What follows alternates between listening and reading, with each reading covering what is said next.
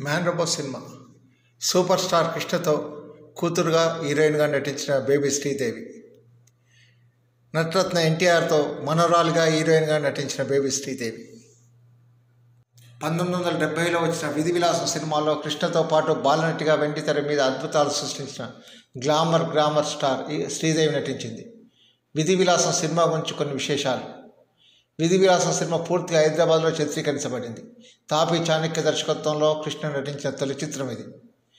ఈ చిత్రంలో బాలనటి శ్రీదేవి కృష్ణ కూతురుగా నటించింది. తర్వాత కాలంలో హీరోయిన్గా కృష్ణ సరసన పలు చిత్రాల్లో నటించింది. మాస్టర్ వేణు ఈ చిత్రానికి సంగీత దర్శకుడు. ఈ సినిమాలో సాబు అనే కుక్క చేత చేయించిన విన్యాసాలు ప్రేక్షకులను అలరించాయి.